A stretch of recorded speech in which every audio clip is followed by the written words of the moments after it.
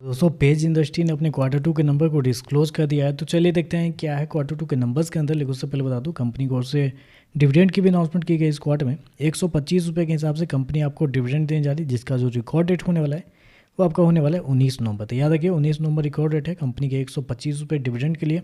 चलिए नंबर देख लेते हैं डाटा लाक्स में। मैं आपको क्रोज बता रहा हूँ। तो देखिए पिछले क्वार्टर में कंपनी 1316 करोड़ का रेवेन्यू जनरेट की थी ऑपरेशन के थ्रू। पिछले साल 1246 करोड़ के आसपास, जबकि अभी देखें तो कंपनी का रेवेन्यू 1290 करोड़ आपको जाता हुआ देखने को मिला। तो साल दर साल जाते हैं तो साल दर साल कंपनी के रेवेन्यू के अंदर तेजी आपको देखने को मिली। लगभग बोल सकते हैं 4% के आसपास का जंप है कंपनी के रेवेन्यू के अंदर।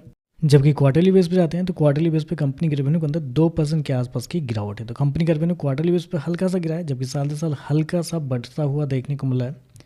चलिए खर्चे क्या है वो देखते हैं। तो देखिए पिछले क्वार्टर में कंपनी खर्चे 1061 करोड़ के आसपास, पिछले साल 998 करोड़ के आसपास, जबकि अभी देखें तो कंपनी खर्चे 1049 करोड़ आपको ज़्यादा हुआ देखने को मिला। तो खर्चे देखें तो खर्चे भी आपको बढ़ते हुए देखने को मिला, क्योंकि साल दर साल कंपनी का रेवेन्यू लगभग जैसा कि मैंने आपको बताया कि 3 से 4% के आसपास बढ़ता हुआ देखने को मिला। सही कंपनी के खर्चे भी आपको बढ़ते हुए देखने को मिला है। स्पेशली इन्वेंट्री के नाम पे कंपनी को कुछ फायदे हुए हैं 95 करोड़ के आसपास, जबकि पिछले साल 92 करोड़ के आसपास का नुकसान हुआ था। तो इन्वेंट्री के नाम पे कुछ फायदे हुए हैं, उसके बावजूद देखें तो कंपनी के जो खर्चे हैं वो आपको ज़्यादा आपको देखने को मिल रहे हैं। चलिए कंपनी का प्रॉफिट क्या निकलता है वो देखते हैं। तो देखिए पिछले क्वार्टर में कंपनी 200 करोड़ के प्रॉफिट में थी, पिछले साल 195 करोड़।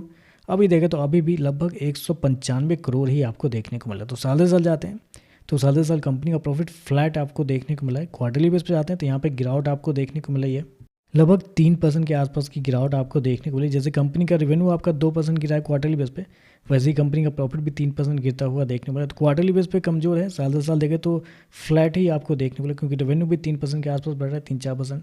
अब प्रॉफिट फ्लैट आपको देखने को मिला, यानी कि कंपनी के मार्जिन थोड़े से इस क्वार्टर में गिरते हुए देखने को मिल रहे हैं।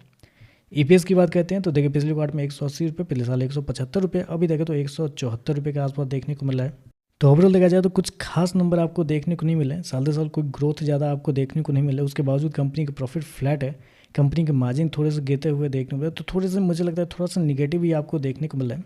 बाकी देखते हैं मार्केट इस पर कैसे रिएक्ट करता है। वीडियो पसंद आए तो लाइक कीजिएगा, साथ में साथ चैनल को सब्सक्राइब जो कीजिएगा। धन्यवाद।